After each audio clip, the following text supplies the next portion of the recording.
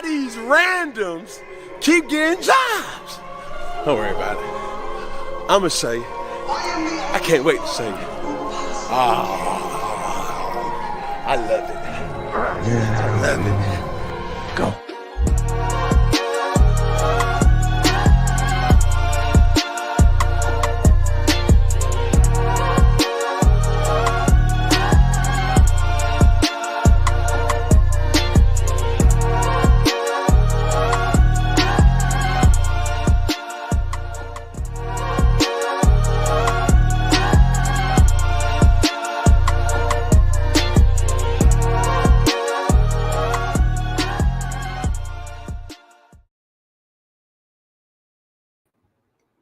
What's going on, ladies and gentlemen, and welcome to the NotBland Show. And I'm your host, Dujane Bland.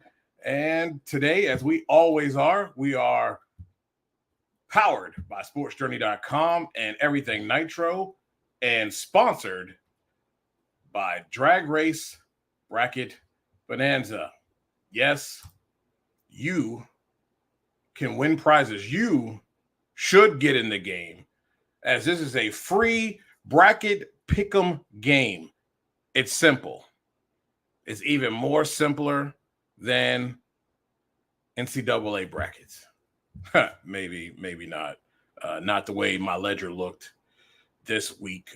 Got more red than Scarlett Johansson's character in The Avengers. It was awful. But Drag Race Bracket Bonanza is a free game that you can win really cool prizes. Look, guys, you got to get involved, get off the bench, get in the game. If some of my family members knew that I've met this past weekend, we talked about drag racing, and yes, you too should get involved. You don't need to know anything about NHRA drag racing at all. You just come in here, pick them. You'll probably do better than me because I think I'm overthinking things. Next week, I'm going to have my wife pick my bracket here. It was awful. We'll talk about it on the back end, but we have our guest in the green room, and let me tell you, she's one of the best of the business when it comes down to just journalism with sports and entertainment and in her local community. She is an excellent storyteller when it comes to getting stories across and helping to educate those in her community and their whereabouts throughout the world. It is one of my favorite people, one of the first people to ever follow me back in the Straight Shooting Sports Talk days. It is Jackie Rae. How are you doing? I'm doing good. How are you doing? Oh, I'm doing great. I got to tell you, it's a funny story because, you see I got my WNBA shirt on. Because you said 7, and if I got to choose a coast, I got to choose the West. So I thought you meant 7 o'clock West Coast time. And just so happens I was going on to my YouTube to make sure that I had my podcast posted for tomorrow, and I saw yours, and I was like, oh, crap.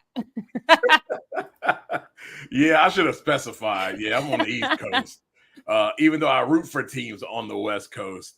WNBA is getting some really good pub, in my opinion. I think this is a good thing for the sport. We've got some real young pups coming in and really leaving their mark in the sport.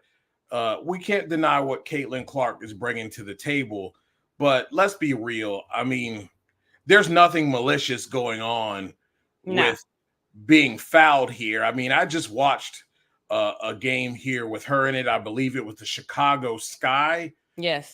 There were some hard fouls on both sides of the ball, especially when you're taking it into the basket. And me personally, I'm a huge fan of the WNBA because of the fact it reminds me of 90s basketball in the NBA. The bad boy Pistons and all that. Very much so. It's old school. Yep.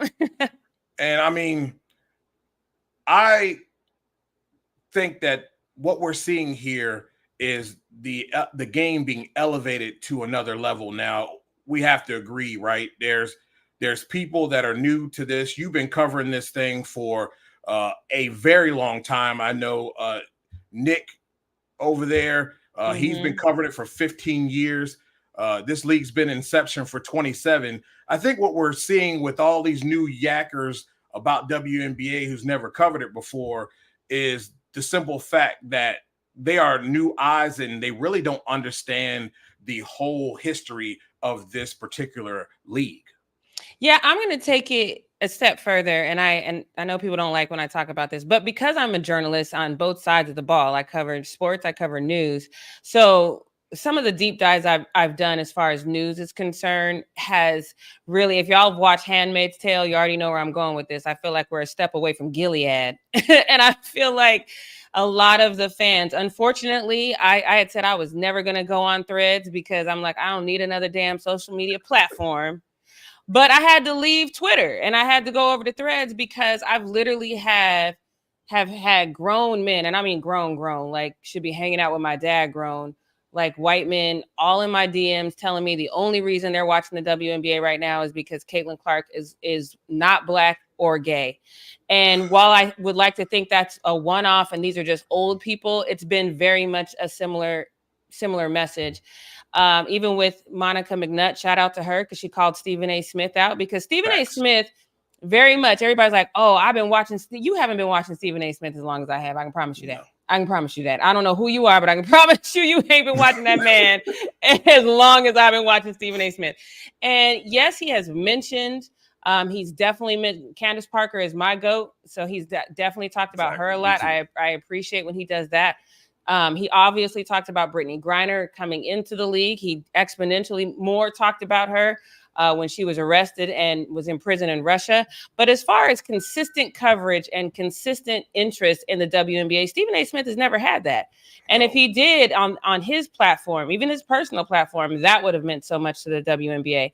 So I think what we're seeing is a lot of people who have disdain for Black women, for gay women, and now they see this great non-Black, non-gay hope, and they're rallying behind her in a very toxic way, so much so that it's taking away from her talent as far as gaining the fandom from WNBA fans who have been there from day one.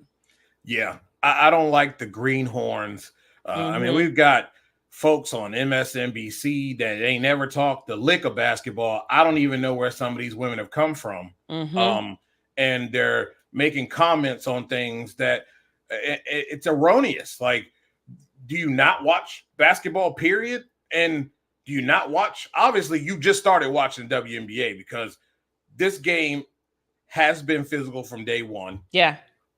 And she's coming into a league that, to me, she's a slicer. She's a person that likes to shoot threes, but she's going to be inside the paint. And when you're in the paint, I don't know about you guys, you're going to get beat up. I don't know what anybody else is seeing out here from any of these other games.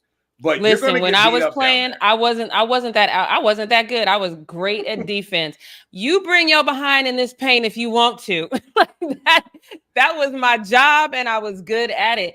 And the WNBA is old school ball. That's one of the reasons why I've loved it so much. So, you know, and even one of the first hard fouls that I saw, and it wasn't a hard foul, it was just a solid screen that she really needs to learn how to be aware of those screens coming. And she just ran into Stewie in that screen, and Twitter blew up because I was like, yep, welcome to the WNBA. That's what she get. People were like, oh my God, you're just a hater. You're just hating on her because she's nah.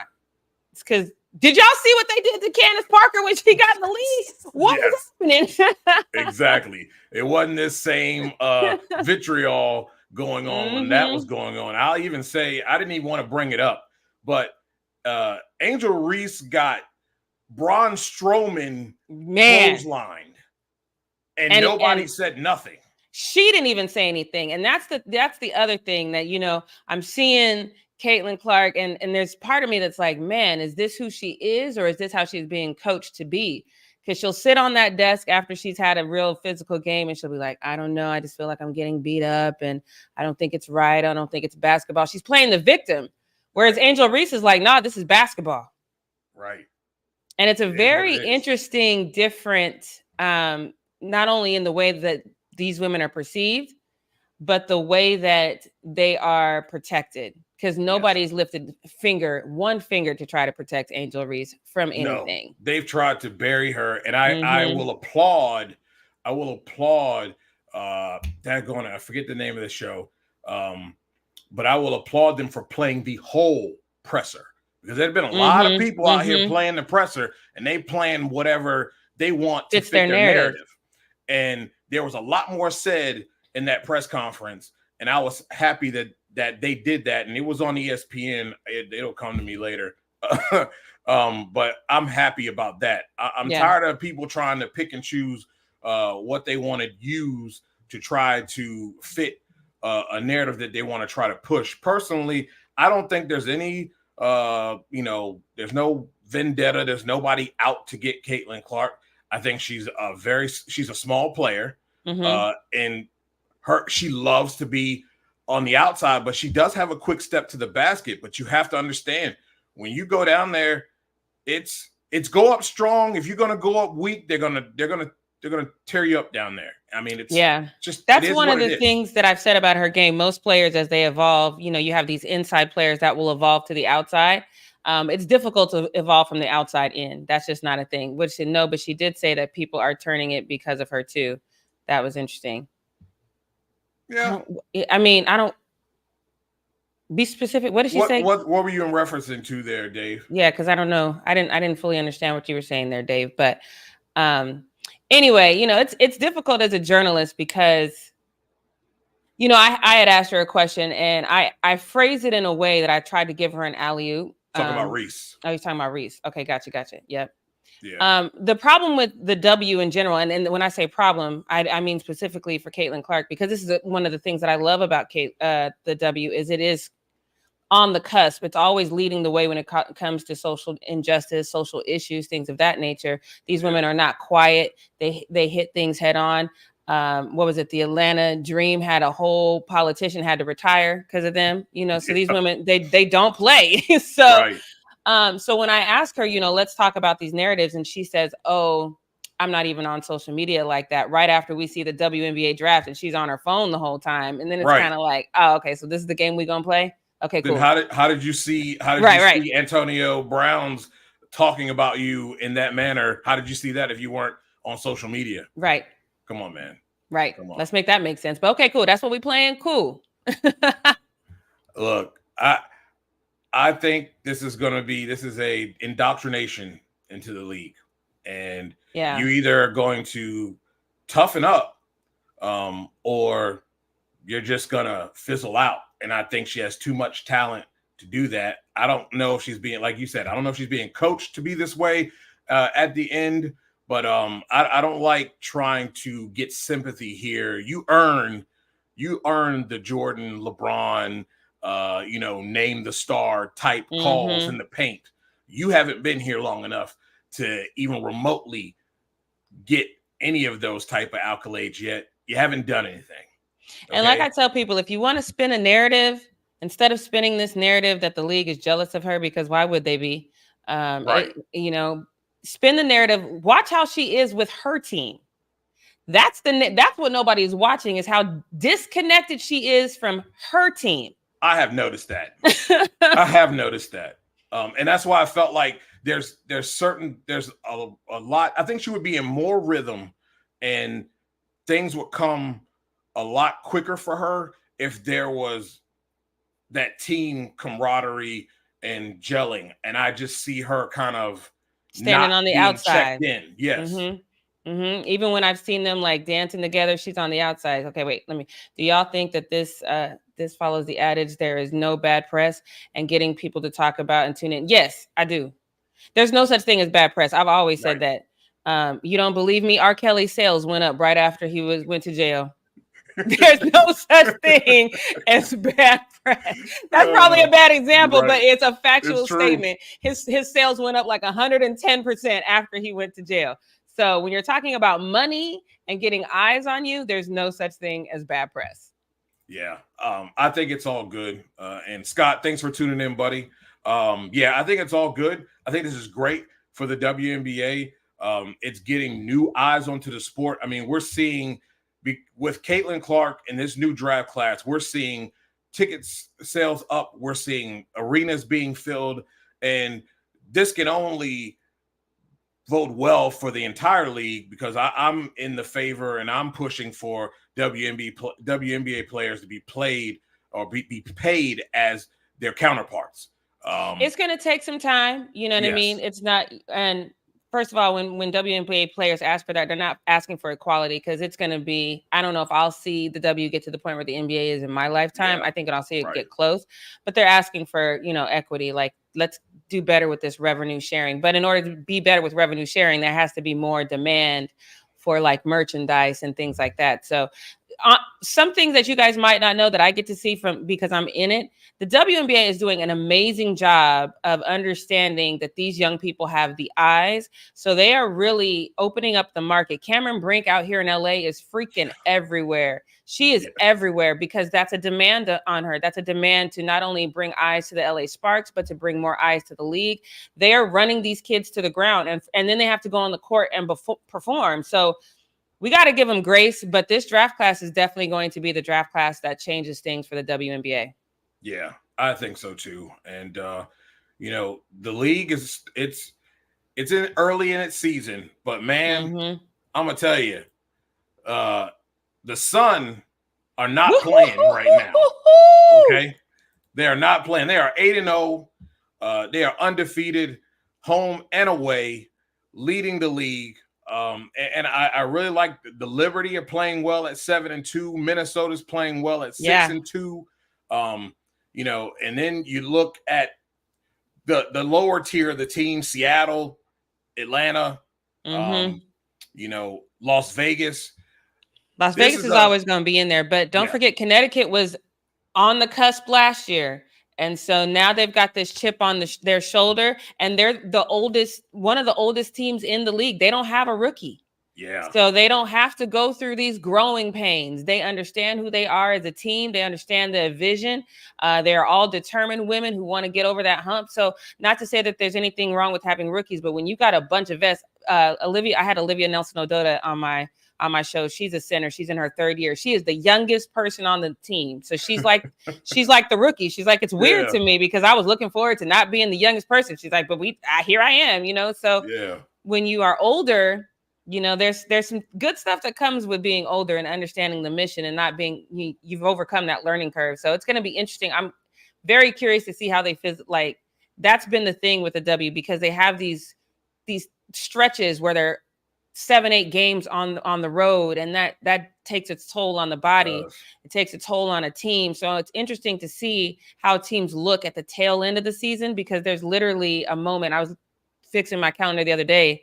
The Sparks, I think they play their last game here like July 5th or something like that, and I don't see them again until August 7th. Ooh, that's crazy. Yeah, that's crazy. That's crazy. Do you think that's the problem with the Mystics? I mean, I looked at their roster, and they've got maybe like 4 or 5 players that are of 5th year and above. That's it. Everybody else is young. Yeah. Is that the reason why they're not having success, is because of all that youth that they have on that basketball team? I think when you have that much youth on your team, you can't expect much. Because you're basically in a building phase. You remember what life was like when you got out of college. You thought you had it all figured out, and then you got that first job, and somebody told you what to do, and you were like, "Wait a minute, this wasn't supposed to go like this," Right. So and then one of the things. This was the shortest training camp in history for the WNBA. So these girls, they got out of school on like April 12th. They were drafted like mid-April, and then we're in training camp. There was 0 time. They had to move to whatever city they were supposed to be in. 0 time to really get adjusted to this new league. And there's new rules. That's one of the things that I think even I sometimes forget. And I'm reminded of every single year when I'm going to their training camp. There's a lot of, wait, we can't do that. Because the rules are just slightly different. So there's a learning curve. And so I think anytime you have a really young team, you have to give them grace. People look at youth very differently. Like they think, oh, this is a young team. It's interesting because that doesn't happen in the NBA. Like if you had a super young team in the NBA, you'd be like, oh yeah, they done for a little bit, until they get there. And people just kind of wash them off. They give them grace. They like, even with the Lakers, when the Lakers had Lonzo and the whole young team, people were like, oh, this is great. In about 3-4 years, we'll be good. But in the W, it's like, oh, we got this young talent. Like, yeah, they expect them to be good now. Yeah, and that just doesn't work that way. Not at all. Who are your front runners for this this league and to be potential contenders for a championship? I mean, the Connecticut Sun have given me no reason to think that they have not learned from missing that opportunity last season, but they came out strong last season too, but it's a different vibe. Right. And I don't know, I can't really put my finger on it, but the Connecticut Sun are a different vibe. At the same time though, from even before even watching a preseason game, I called the Aces to triple Pete or triple whatever it is. Yeah. So because they're an interesting team as well, just because they can take a hard fall and still climb their way out because they're scrappy like that. So those two are the ones that I'm going to keep my eye on. But the New York Liberty have to, if they don't make something make sense this season, then what are you doing? You know what I mean? Like, what are you doing? Yeah, they really do. And you know something about Vegas? Like every team. Wait a minute. Every team but the Raiders. Right. Every team but the Raiders are scrappy. The Raiders are scrappy. They just like to real fight, right. Not like fight on it. Exactly. Not fight to win, but just to be fighting. Yeah. That's something that's always stood out to me is the fact that those teams will scrape and scarf. They fight you tooth and nail to the end. Yeah. And I'm just so taken aback by Vegas because I was just like, Vegas is not a sports town, and prove me wrong. Kind of like OKC. Me wrong. Yeah. Kind of like OKC. Mm-hmm. Now we'll transition to the NBA. This is a great finals. I don't think anyone is losing here. Right. I believe that most people think that this is the Celtics' final to lose. When you look at everything, this team looks evenly matched, and everybody. This is going to be the schedule for the NBA finals. We have Let me pull that up on my phone. I can barely see that. We have game 1 on Thursday at 8:30 on ABC.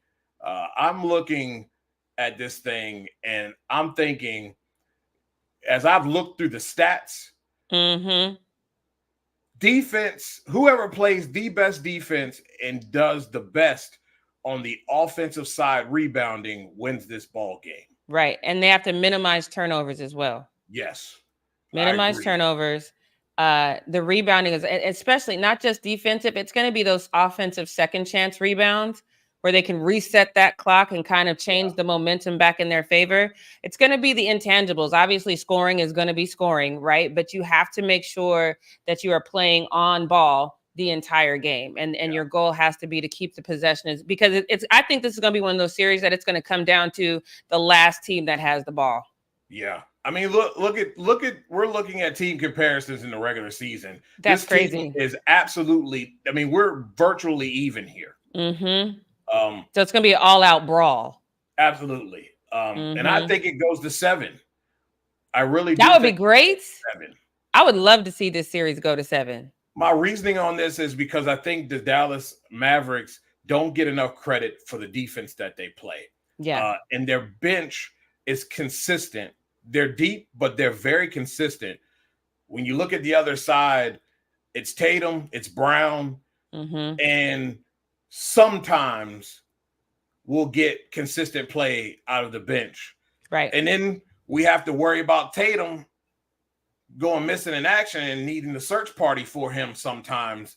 He can't do that now, though, because now we've talked too much trash. I've literally heard way too many commentary that I normally don't agree with the mainstream commentary, but this is it. If you can't get over this hump now, this experiment did not work.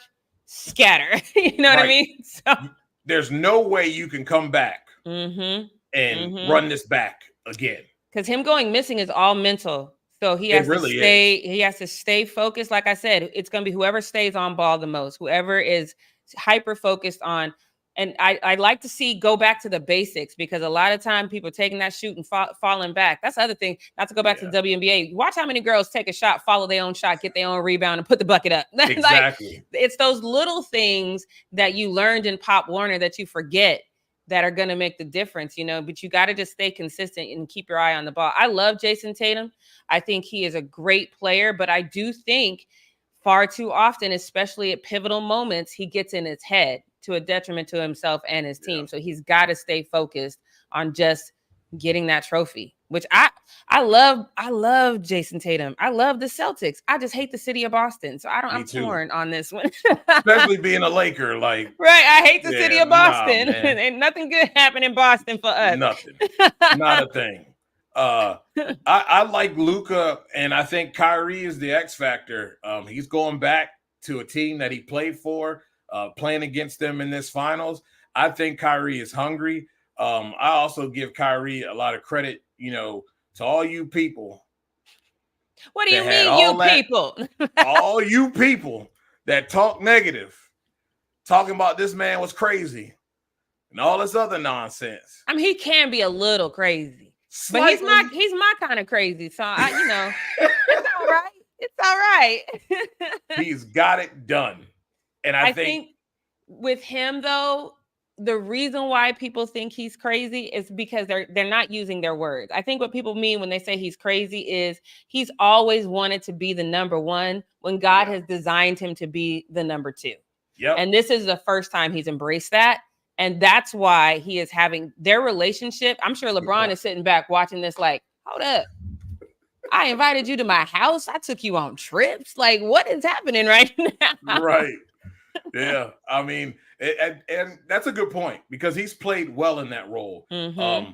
And I think for the Mavericks, the X factor is him, but I also say Luka being consistent. Yes. Because one thing he hasn't done a lot of, which we've seen him do a lot in the regular season, is he starts taking ill-advised deep threes for no appointed reason at all. Just shooting the ball up, throwing it up there for no reason.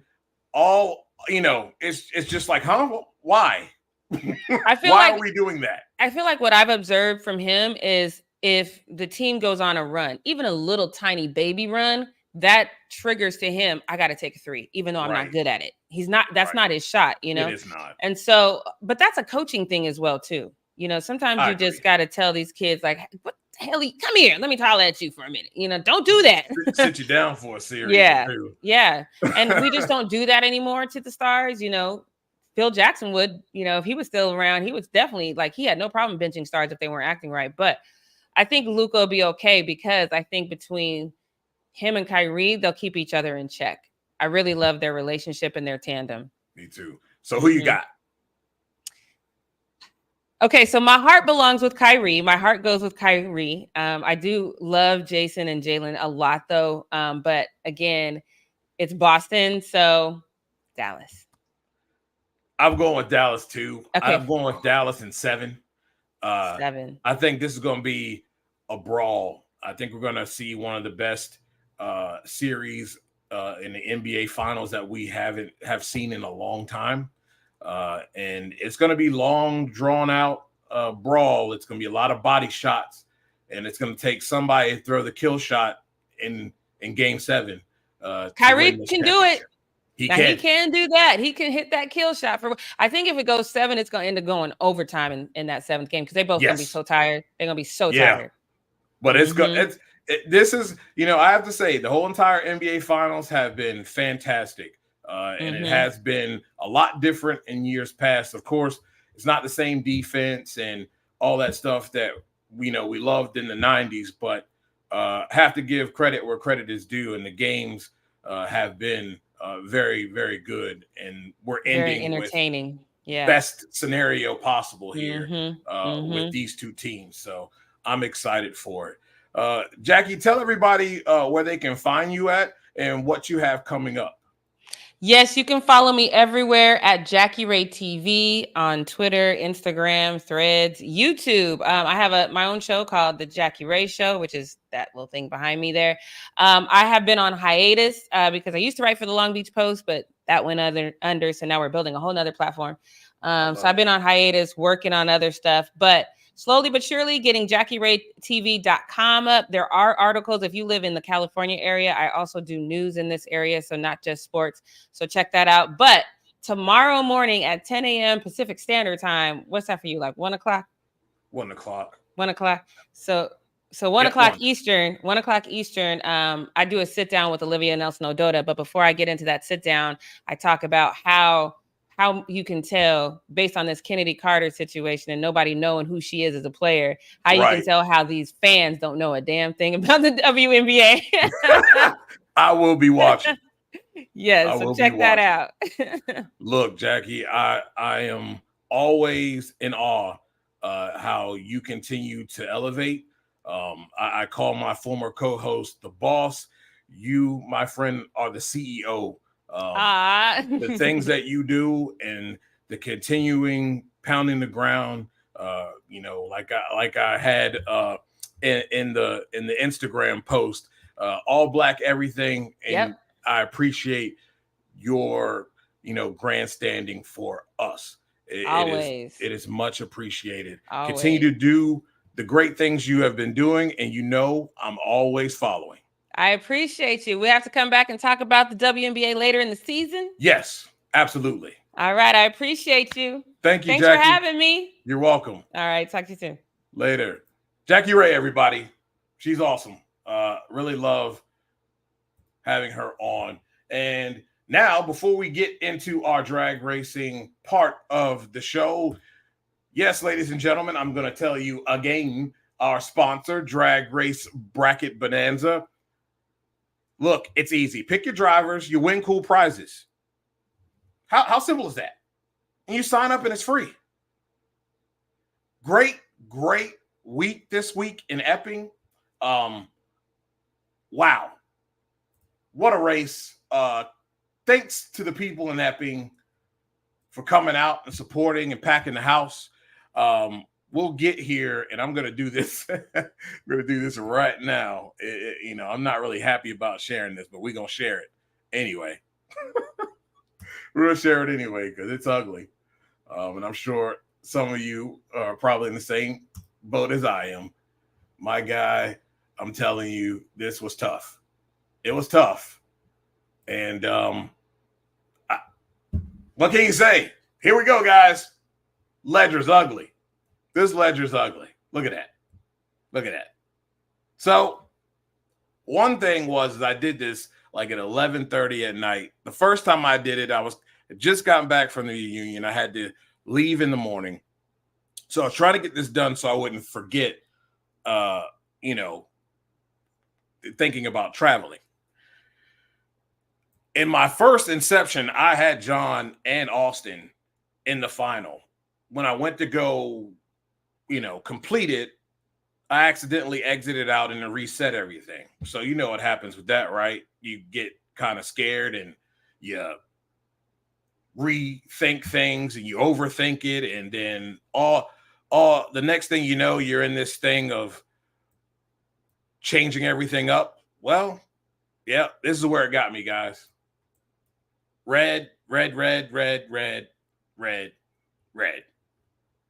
Ugly red. I'm very disappointed. Like I said, this week, I'm having the wife pick. Let's look at the New England Nationals points. As you can see there, this is 1 through 25. That's about as far as I'm going to go. I'm somewhere down in the 700s. If we look at the overall standings for everything, I am still in the top 50.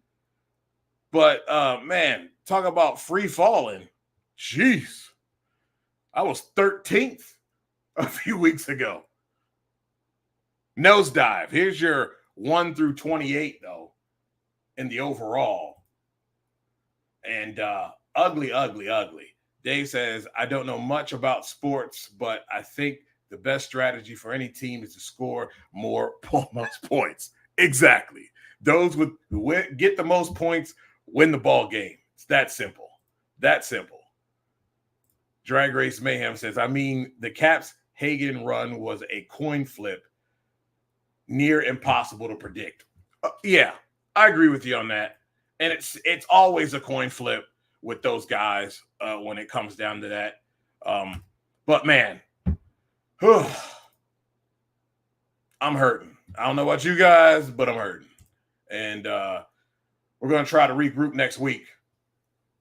Lonnie says, I've never checked the overall standings. I can't count that high. Yeah, well, that's your overall standings there, and I'm in the top 50 still. I'm thankful, but I've got to find a way to claw and scrape and claw and get back to the top where I belong. What a race we had in Epping. Here are your winners for Epping. You have in pro stock Troy Coughlin Jr., the GOAT himself, John Force. I don't care what he says. And Doug Coletta. Doug Coletta has now won at every track on the NHRA circuit. Doug Coletta, according to dragracingreference.com, Dave W., retied Steve Torrance for 4th on the all-time list in top fuel. That's awesome. And, man, if you didn't see it, it was a great pro stock race. A lot of cool things that didn't happen. I know everybody, including myself, I really thought Erica Enders was the one that was going to win. But Troy had to go through Kenny Delco, Double O Dallas. Hold on, my bad. I'm wrong. Yeah, Troy had to go through Brandon Miller, Aaron Stanfield, and then Double O Dallas to get to Erica Enders. And if you didn't see it, this is how it went. Erica comes in with a significant performance advantage. We'll see if Troy has anything on the starting line for her.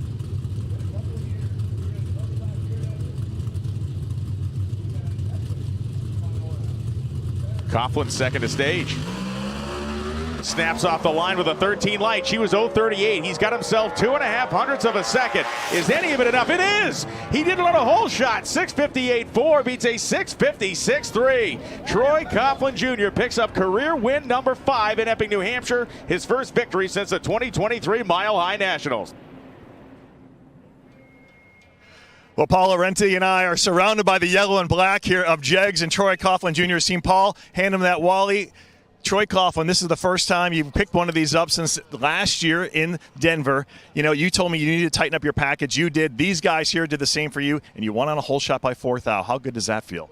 Man, it feels awesome, and something I've been taught from day one is people make this possible, and it starts from the very top, and it goes all the way down the list. You got Kelly Murphy, Tim Freeman, Scott Woodruff, Ricky here, Kyle Bates, Hollywood, everybody here on Team Yellow and the Jegs.com White Castle Elite Machine. They're fantastic. They make great decisions, and they give me a race car to drive. I absolutely enjoy this sport so much, and this is why. So people make it possible, and we want to keep racing. I don't have to tell you to celebrate. Have fun tonight. Let's get it on.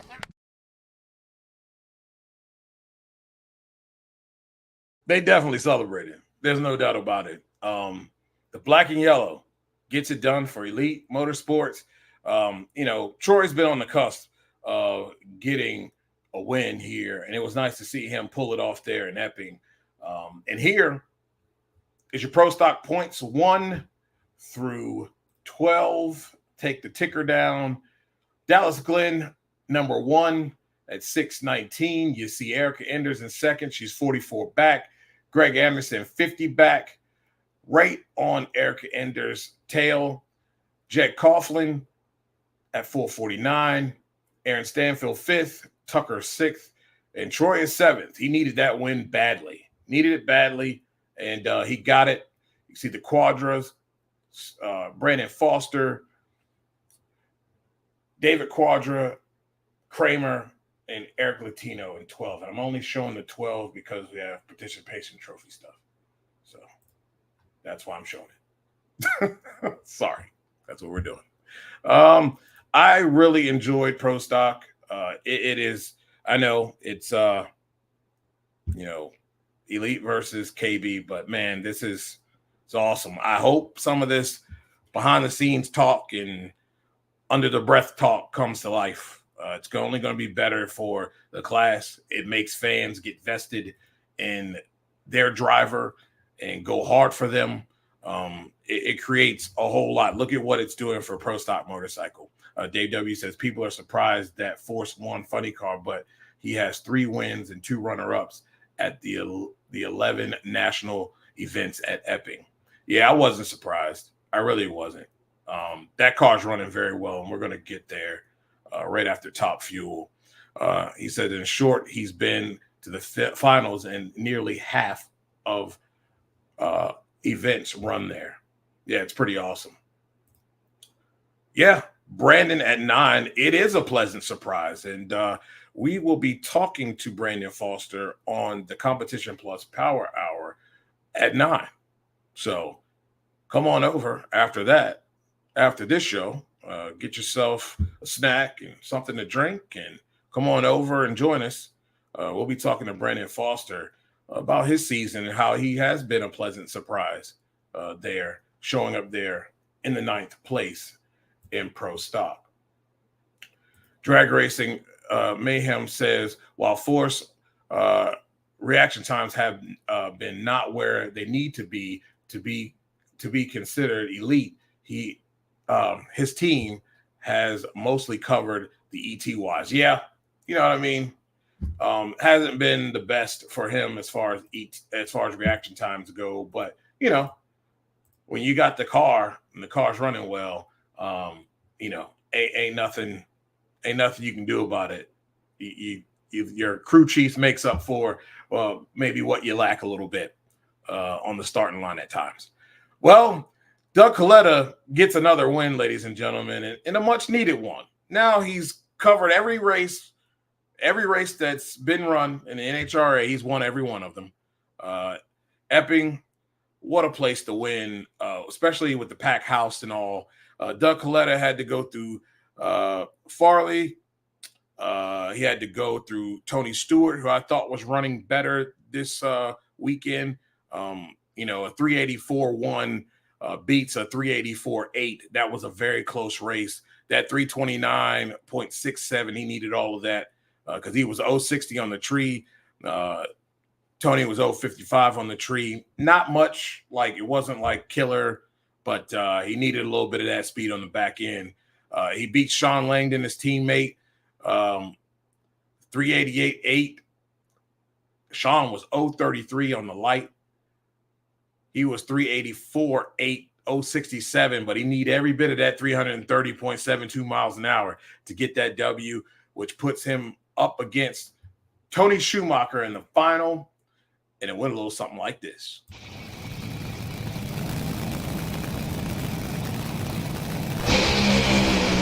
Two of the greatest Top Fuel racers in history, and it's Doug Coletta at the finish line stripe. 380 at 332 miles an hour, as Tony Schumacher was there with him for a long way until the tires gave way and the smoke rolled off the back. Well, Paul Laurenti for New England Dragway is going to hand over the last Wally of the day to the reigning Top Fuel world champion, Doug Coletta. Doug, you swept the weekend. You were number one qualifier in almost every session. You're going home with a Wally to strong 380 in the final.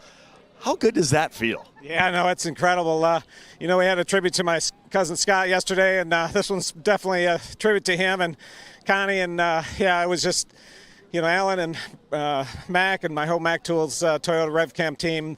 You know, we've been digging hard, and I'm just trying to make sure I don't screw up there. They've given me such a good car, and, yeah, just awesome weekend, and, yeah, just super excited. Congratulations. Thanks.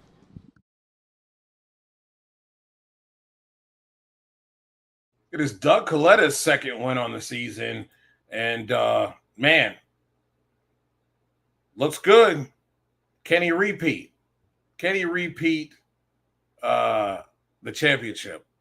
You know, it'll remain to be seen. But we are 3 races into the second quarter of the regular season, so it's early, but it's definitely nice to rattle off a couple wins and then kind of check a box of you know, a place you haven't won at to get that and secure everything. So that was pretty cool. Let's look at our Top Fuel points. They go like this. Justin Ashley is still in the lead, but Doug Coletta is right on his heels, 26 points back. You got Sean Langdon there At third, Steve Torrance in fourth, Antron Brown fifth, Clay Milliken sixth, Billy Torrance seventh, Tony Schumacher eighth, Tony Stewart ninth, Brittany 10th, Josh 11th, and Sean Reed at the bottom of this thing at 12th. And you know what? Sean Reed and company have had a very consistent race car. They just have to keep chopping wood, right? I mean, they put together rounds, they qualify well, just have to keep chopping wood. It's early yet. You just want to be there, right? Just want to try to get there. And once you get yourself there, maybe you also want to try to get yourself up the ladder a little bit so you're within striking distance so you don't have to make up so much ground. But you know when those points reset, it's pretty close. If you win a race, you flip the whole script, right? So I'm looking at those guys. Should be fun to see how this whole Top Fuel race is going to roll out.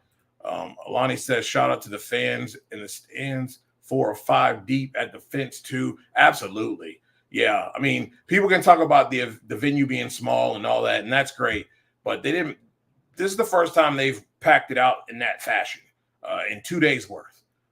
Pretty cool for those individuals in Epping and surrounding areas to come out and support the NHRA. That's huge. And I want to give a shout out to Brian Loans for getting in the Hall of Fame there in Epping.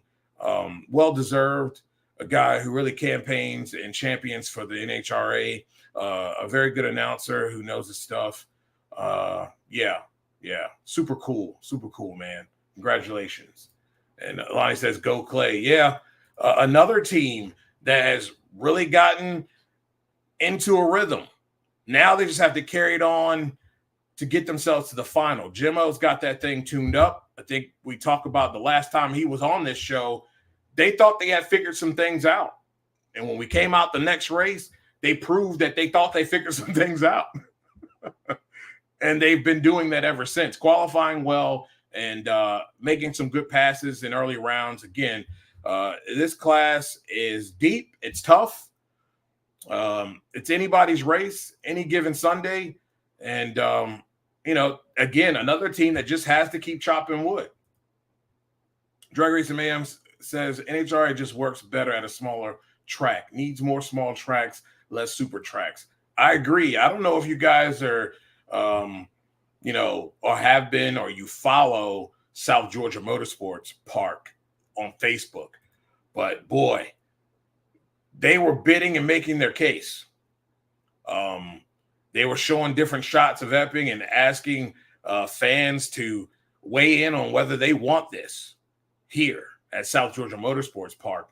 I've heard a lot of people, and I understand living here. I understand the entrance and exit is not that great, but you know what? The entrance and exit is not that great at Epping either.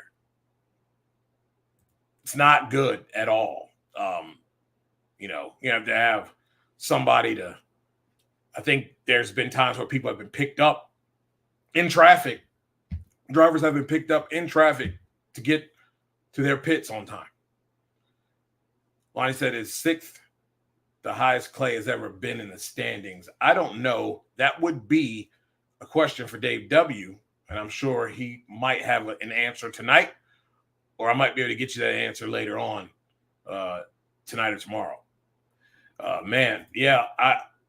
I think that it can be done. South Georgia was there this weekend from what I heard. Yeah, they were on the premises. And man, it would be so awesome to have an event here. It is a very, very good facility. They have those concrete stands with the little booth things above it. They would need to bring in some visitor stands. Don't need to be that big though, right? Because Epping doesn't have that big of a stands. I'm sure they can work out parking.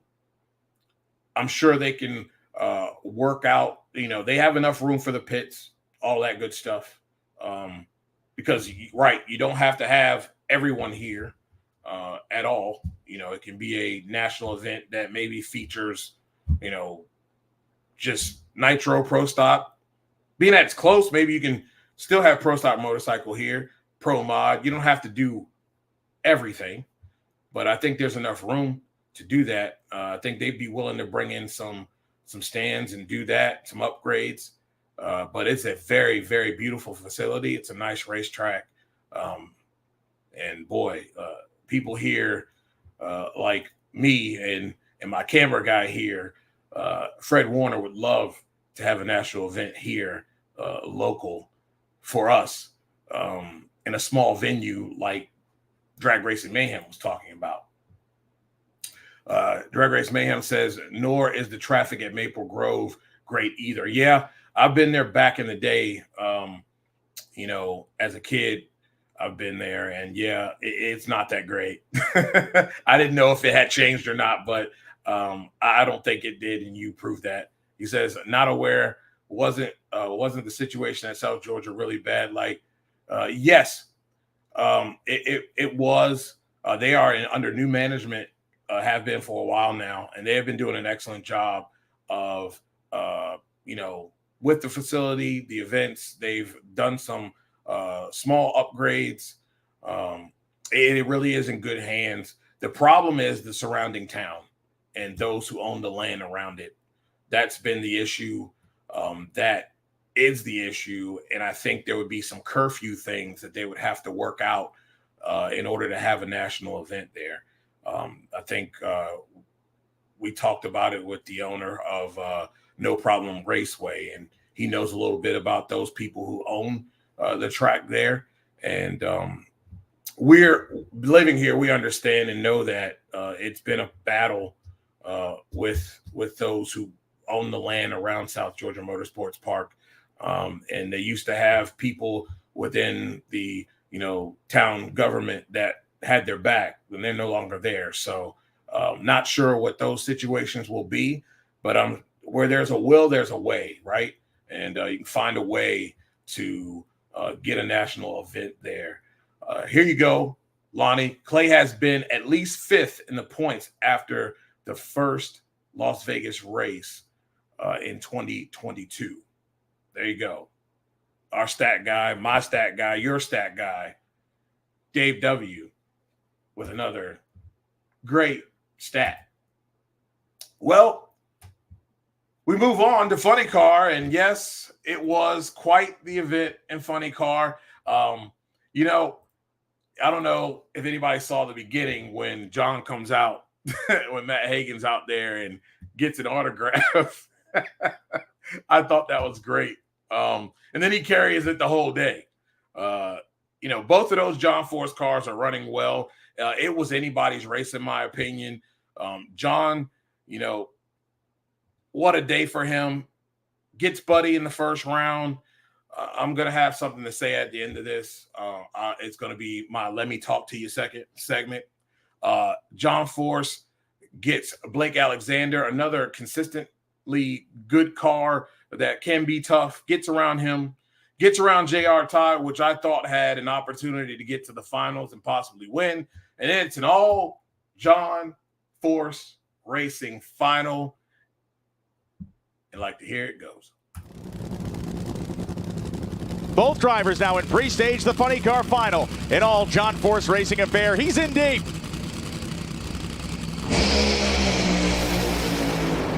They go down the racetrack, and at the finish line, strive for the 157th time. John forced around, and everybody else found out. For the 157th time, John Force is going to bring home a Wally. Here are the folks from New England Dragway handing him his Wally here today. Pass it over to John. John, you had a heck of a final round there. That was a close race between your teammate, Austin Prock. What did it take to beat the kid? Well, a lot of luck, trust me. I could go through all the sponsors. I've been doing that all day, and I think they've been cutting all my stuff. I'm just going to thank Peak and Chevrolet and Cornwell and AAA of Southern, AAA of Epping. And I just really mean it. I talk too much. I say too much. But I want to say something that really does matter. This kid, because I'm there, is going to replace me.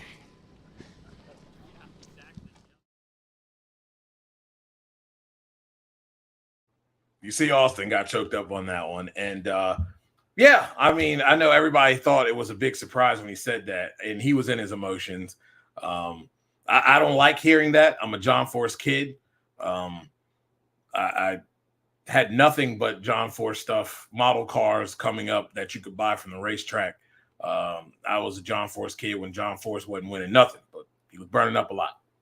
And I don't like hearing that at all, media member or not. I don't want to see that. I might cry a little bit. But he is the GOAT. And, man, those cars are running quite well over there, John Force Racing. And here's your funny car points. John Force is second, 22 points back from Austin Propp. You got Matt Hagan there in third. You got J.R. Todd in fourth, Bob Tasca in fifth, Dan Wilkerson in sixth, Ron Capps, Alexis Ajoria, Chad Green, and Blake Alexander round out your top 10. Paul Lee there in 11th, and Cruz is sitting in 12th. They're working on it, though. They really are. If you pay attention to the numbers, Cruz and the gang are working on it. They're getting it there. Again, this is a tough – we say this every year, but this has been spectacular in every class. And John's car is running very well. Danny Hood is in his bag. And something tells me that there's a chance he could win a championship again. It could be this year because it's running. They're running quite well, and both of those cars are running within hundredths of each other. It's weird, Not too many times do you have on a team of two funny cars them running so close like that. They've got those things dialed in, and man, it's gonna be fun to watch here. If you didn't watch Pro Mod, you missed a lot, man. You missed a lot. So Mason Wright gets your win here. He had to go through a gauntlet. Let's just say that. He had Thielen. He had Rivenbark. He had Thorne. And at the end, it was him and Jordan Lazick. And it went like this. The final two, who goes home with Wally?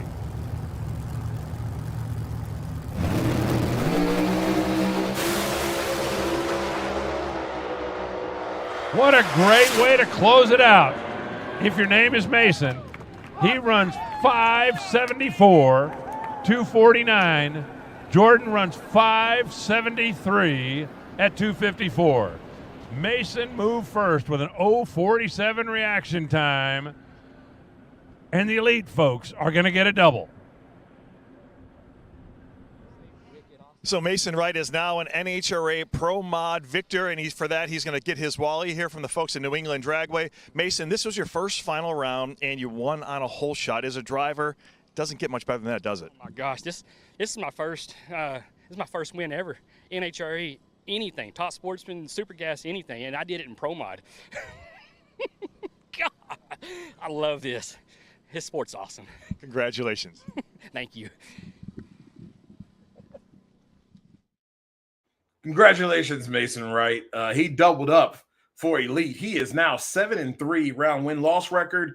According to our stat guy, your stat guy, the stat guy, DragRacingReference.com, he is a 75th different winner in the class since 2001. It's a lot. That's a lot.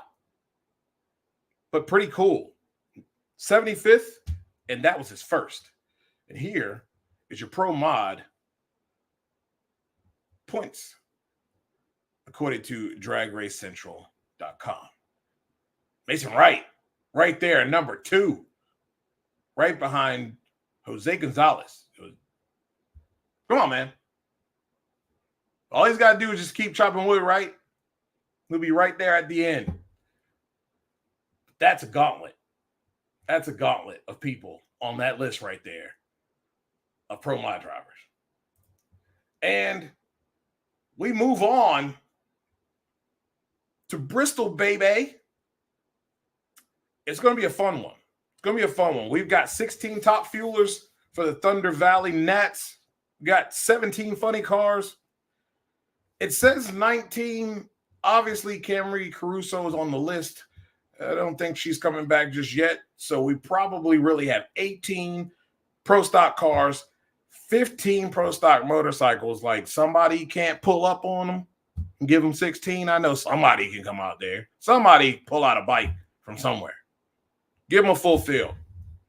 But 15s right now in Pro Mod, 24. I don't even want to be that guy. The pressure. 24 Pro Modders. I'm excited. It should be an excellent race.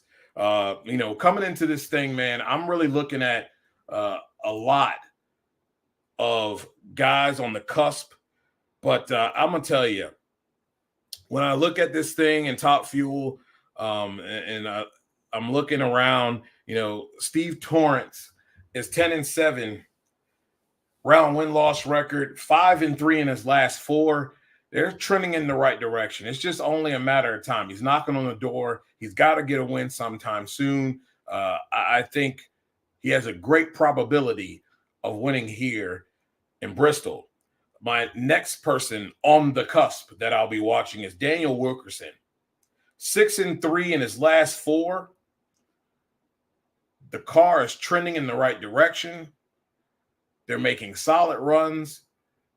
They're keeping up with a lot of people in the field. It's just a matter of time. It looks like Daniel is getting really comfortable in that race car. And Bristol is a nice track to run some good numbers.